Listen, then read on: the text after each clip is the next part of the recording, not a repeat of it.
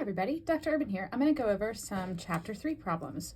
So the first one is going to be one of your homework type problems. It's going to be a version of problem 3.14. I'm going to change it up just a little bit, but that's okay. So we have someone, I'm going to use the name Jack, running uphill. The problem says that he's going 2.7 meters per second on a hill, and that the horizontal component of his velocity is 2.5 meters per second. It might be different names, or you might have slightly different numbers, but that's pretty much what it is. And then I'm going to write it as part A and part B. Not exactly sure how it's termed there in the problem, but let's say for part A, I want to know the angle of the hill. So with the terms we've been using, that's going to be what is theta, question mark. Okay, and then part B is going to be related to finding the vertical component of that velocity. Okay, so what do we know? So we know the velocity, and clearly since we're given components, we know that the vector is 2.5 meters per second. We know there's going to be an angle theta. We do not know what that is. We know that the x component of velocity is 2.5 meters per second right here. And we want to know what the vertical component is, question mark. So the best thing we can do is draw it. So we draw like I do in class, we draw that XY axis, and we show that there is some angle. I'm just going to put it like right here, and we're going to say that's V, that's the vector itself, that's the 2.7 meters per second. Okay, trying to make that really dark. And then I'm going to use a different color. Let's make sure we can still see all of this. Yes.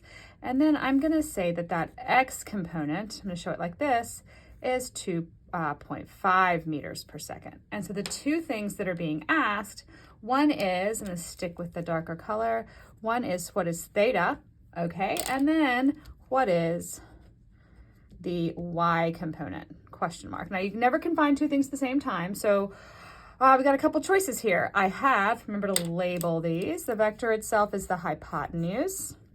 The x component is adjacent because it shares the angle with the hypotenuse.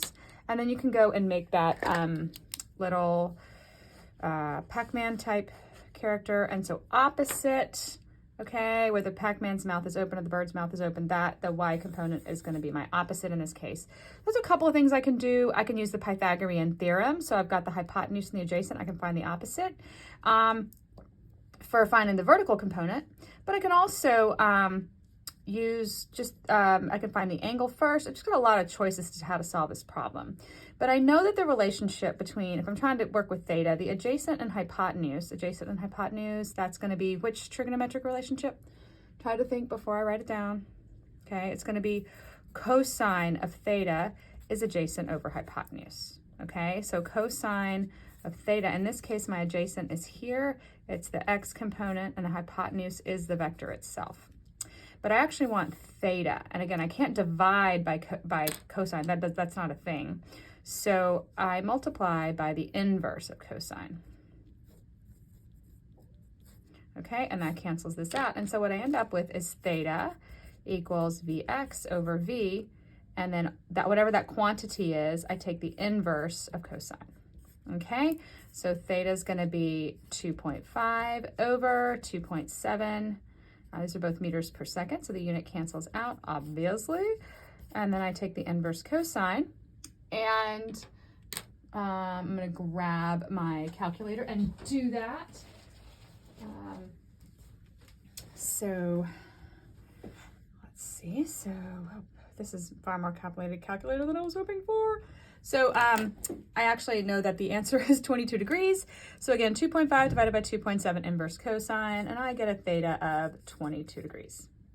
Okay, once I know that, I have a billion different ways to get the y component. I could use the relationship, the sine relationship. So sine theta is opposite over hypotenuse. I could use the tangent relationship because tangent, opposite over adjacent, tangent theta is opposite over adjacent. But, you know, when we're scientists, we want to stick with the information that we really have. As well, if you made a mistake here and this is wrong, then that answer would be wrong. So we know we were given in the problem that the vector is 2.7 and that the x component is 2.5. So we know adjacent and hypotenuse.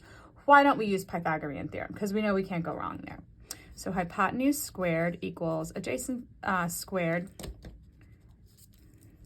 plus opposite squared. And again, I want opposite. So this is going to be hypotenuse squared minus adjacent squared equals opposite. Take the square root. So I have square root of 2.7 squared plus minus 2.5 squared. And what I find out is that that y component equals, I'll use purple, that v sub y is 1 meter per second. Okay, so I'm going to pause there.